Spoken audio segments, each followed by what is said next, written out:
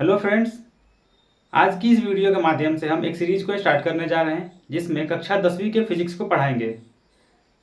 इस वीडियो में हम कक्षा 10वीं के पहले चैप्टर प्रकाश का परावर्तन को स्टार्ट करने जा रहे हैं, जिसमें हम निम्नलिखित चीज़ें पढ़ेंगे। पहला है प्रकाश क्या है, उसके बाद हम देखेंगे प्रकाश स्रोत क्या होता है, उसके बाद प्रकाश स्रोत कितने प्रकार के होते हैं तथा कौन कौन से, फिर उसके बाद देखेंगे प्रकीर्णन क्या होता है और लास्ट में देखेंगे किरण पुंज क्या होता है और इसके कौन कौन से प्रकार होते हैं। तो चलिए वीडियो को स्टार्ट करते हैं और सबसे पहले प्रश्न को देखते हैं, प्रकाश क्या है।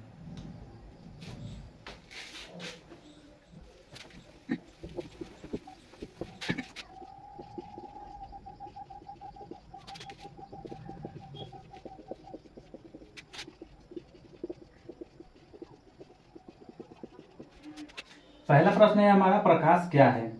इसका डेफिनेशन कुछ इस प्रकार से होगा, प्रकाश वह कारक है जिसकी सहायता से हम किसी वस्तु को देख पाते हैं। यानी किसी वस्तु को देखने के लिए हमें प्रकाश की आवश्यकता होती है। जैसे अगर हमें इस मार्कर को देखना है तो इस पर कहीं से प्रकाश आएगा, वो रिफ्लेक्ट होकर हमारी आंखों में जाएगा, तभी हम इस मार्कर को देख सकते हैं। अगर आप इसको अंधेरे में लेकर के जाएं तो आपको ये मार्कर नहीं दिखेगा। जब तक इस पर कोई प्रकाश नहीं आएगी, वह रिफ्लेक्ट होकर हमारी आंखों तक नहीं आएगी, तब तक हम इस मार्कर को नहीं देख सकते हैं। अतः प्रकाश वह कारक है जिसकी सहायता से हम किसी वस्तु को देख पाते हैं। उसके बाद हमारा दूसरा प्रश्न था, प्रकाश स्रोत क्या है।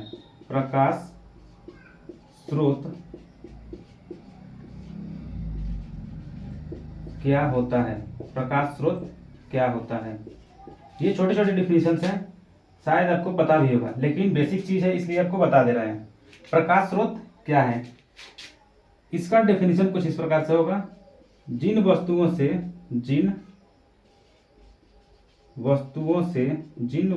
से प्रकाश निकलता है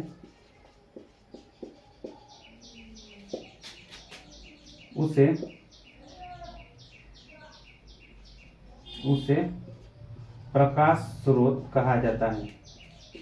प्रकाश स्रोत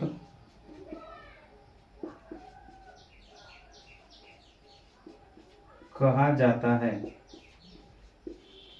या फिर आप इसको ऐसे भी बोल सकते हैं, वैसी वस्तुएं जो प्रकाश उत्सर्जित करती हैं उन्हें प्रकाश स्रोत कहा जाता है। प्रकाश स्रोत निम्नलिखित दो प्रकार के होते हैं, एक प्रदीप्त वस्तुएं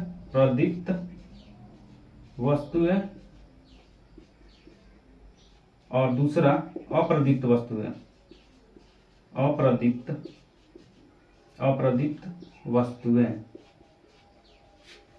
प्रदीप्त वस्तु क्या होगा। प्रदीप्त वस्तु उन वस्तुओं को कहेंगे जो स्वयं प्रकाश उत्सर्जित करती हैं, जैसे टॉर्च, सूर्य और बल्ब etc। ये स्वयं प्रकाश उत्सर्जित करती हैं, इसलिए ये होगी प्रदीप्त वस्तुएं। और अप्रदीप्त में आ जाएंगी आपका चांद हो गया, मिरर हो गया etc। ये क्या करते हैं, किसी प्रकाश स्रोत से आई हुई किरणों को रिफ्लेक्ट करते हैं, यानी इन पर जब प्रकाश पड़ता है तो ये उनको रिफ्लेक्ट करती है, न कि स्वयं प्रकाश उत्सर्जित करती है। मिरर का काम भी वही है, प्रकाश आता है जो उस पर उसको रिफ्लेक्ट कर देता है।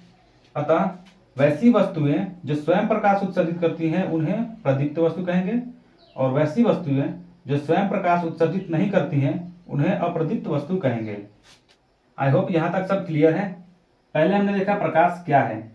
प्रकाश वह कारक है जिसकी सहायता से हम किसी वस्तु को देख पाते हैं। दूसरा हमने देखा प्रकाश स्रोत क्या है, जिन वस्तुओं से प्रकाश निकलता है उसे प्रकाश स्रोत कहा जाता है। उसके बाद हमने देखा प्रकाश स्रोत दो प्रकार के होते हैं, प्रदीप्त वस्तुएं और अप्रदीप्त वस्तुएं। प्रदीप्त वस्तुएं वैसी वस्तुएं जो स्वयं प्रकाश उत्सर्जित करती हैं, उन्हें प्रदीप्त वस्तु कहेंगे। जैसे टॉर्च भी जलता हुआ होना चाहिए, सूर्य तो हमेशा जलता ही रहता है, यहाँ पे बल्ब जो है वो भी जलता हुआ होना चाहिए। अगर बल्ब नहीं जल रहा है तो वो प्रदीप्त वस्तु नहीं है, लेकिन जब तक वो जल रहा है तब तक प्रदीप्त वस्तु होगा। फिर है अप्रदीप्त वस्तु, वैसी वस्तुएं जो स्वयं प्रकाश उत्सर्जित नहीं करती हैं उन्हें अप्रदीप्त वस्तु कहेंगे, जैसे चांद, मिरर। उसके बाद हमें पढ़ना है प्रकीर्णन। प्रकीर्णन यानी स्कैटरिंग। यदि आप चाहते हैं कि इसका इंग्लिश भी लिख दें तो आप कमेंट करें, हम उसको आगे वाले वीडियो में जरूर लिखेंगे। इसका इंग्लिश प्रकीर्णन का हो जाएगा स्कैटरिंग, SCATTERING, स्कैटरिंग। वायुमंडल में उपस्थित जितने भी कण हैं, जब उन पर प्रकाश पड़ता है तो वो कण उस ऊर्जा को अवशोषित कर लेते हैं और फिर वो जिधर जाते हैं उधर उसको रिलीज यानी विकिरित कर देते हैं। इसी क्रिया को प्रकाश का प्रकीर्णन कहा जाता है। जैसे मान लीजिए यहाँ पे सूर्य है, इसमें से लाइट आ रही है, ये ऐसे करके लाइट आ रही है। यहाँ पर वायुमंडल में एक कोई कण है जिस पर ये लाइट आ रही है और इसको ये ऑब्जर्व कर लिया। ये कण जो था लाइट को एब्जॉर्ब करके कुछ समय बाद यहाँ पे आ गया। ऐसा मान लेते हैं कि यहाँ पे ये कण आ गया है, यहाँ से यहाँ पे आ गया। तो यहाँ पे जो उसने ऊर्जा अवशोषित की थी उसको यहाँ पे रिलीज करेगा और जैसे ही रिलीज करेगा तो यहाँ पे लाइट का हमें अनुभव होगा। तो यही क्रिया प्रकाश का प्रकीर्णन कहलाता है। जब कभी भी किसी कण पर कोई प्रकाश पड़ता है तो वो उसके कुछ भाग को अवशोषित कर लेता है और किसी दूसरे पॉइंट पर जाकर उसको रिलीज कर देता है। ये जो क्रिया होती है, इसी क्रिया को हम प्रकाश का प्रकीर्णन कहते हैं। इसी प्रक्रिया के कारण कई जगह दिन में भी लाइट न होने के कारण हम वहाँ पे वस्तुओं को देख पाते हैं। जैसे यदि आप अपने रूम में हैं तो आप ध्यान से देखें, चारों तरफ आपके कमरे में सूर्य का प्रकाश नहीं आ रहा है, लेकिन फिर भी आपको वस्तुएं दिखाई दे रही हैं, क्योंकि बाहर से या फिर जो लाइट आ रही है उसमें जो कण है वो उस लाइट को एब्जॉर्ब कर रही हैं और फिर आके रिलीज कर रही हैं। इसी वजह से आप उस वस्तु को देख पा रहे हैं। उसके बाद हमें पढ़ना है किरण पुंज। किरण पुंज, इसका उत्तर कुछ इस प्रकार से होगा। किरणों के समूह को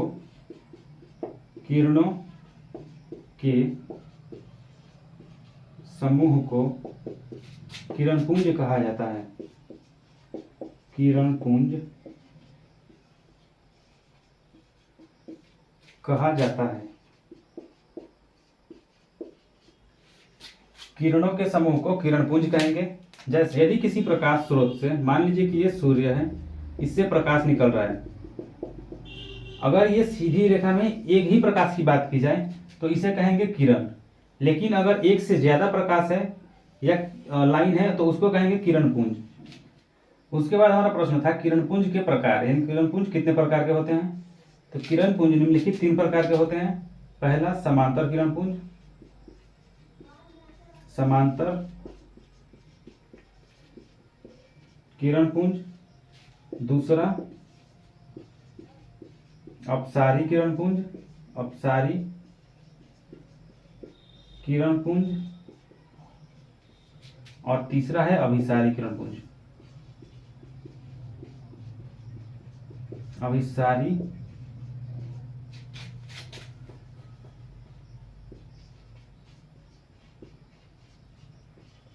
किरण पुंज।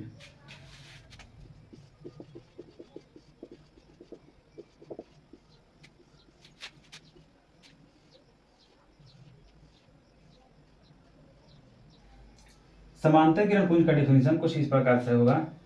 वैसी किरणें जो एक दूसरे के समानांतर चलती हैं उन्हें समानांतर किरण पुंज कहा जाता है।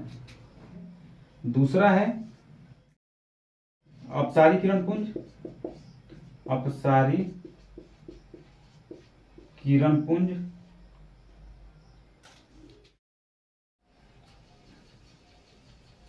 इसका डेफिनेशन कुछ इस प्रकार से होगा। अगर ये एक प्रकाश स्रोत है तो इसका डेफिनेशन ऐसे मानेंगे, जब प्रकाश की किरणें एक बिंदु से निकलकर, जब प्रकाश की किरणें एक बिंदु से निकलकर अलग अलग दिशाओं में जाती हो तो इस प्रकार के किरण पुंज को अपसारी किरण पुंज कहेंगे। जब प्रकाश की किरणें एक बिंदु से निकलकर अलग अलग डायरेक्शन यानी दिशा में जाए तो उसे अपसारी किरण पुंज कहेंगे। और यदि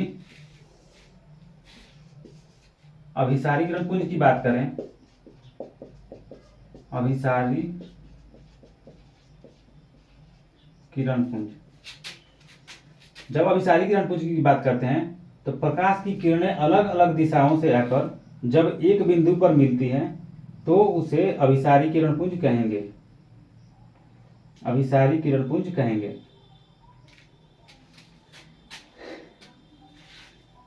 तो यहां पे तीनों का डायग्राम दिया गया है। सबसे पहले बात करते हैं समानांतर किरणपुंज क्या होगा। प्रकाश की किरणें जब एक दूसरे के समानांतर चलती हैं तो उसे समांतर किरणपुंज कहेंगे। जब प्रकाश की किरणें एक बिंदु से निकलकर अलग अलग दिशाओं में जाती है तो उस प्रकार के किरणपुंज को अपसारी किरणपुंज कहेंगे। और जब प्रकाश की किरणें अलग अलग दिशाओं से आकर एक ही बिंदु पर मिले तब उसे अभिसारी किरणपुंज कहेंगे। तो आज की इस वीडियो को हम यहीं पे समाप्त करते हैं। इस वीडियो में हमने पढ़ा है प्रकाश क्या है, प्रकाश स्रोत क्या है और कितने प्रकार के होते हैं। फिर उसके बाद था प्रकीर्णन क्या है और किरणपुंज तथा उसके प्रकार कौन कौन से होते हैं। यदि वीडियो अच्छा लगे तो प्लीज़ वीडियो को लाइक करें, शेयर करें और चैनल को सब्सक्राइब करके बेल आइकन को ऑल पर कर लें ताकि नई वीडियो का नोटिफिकेशन आपको मिलता रहे। तो चलिए मिलते हैं अगली वीडियो में।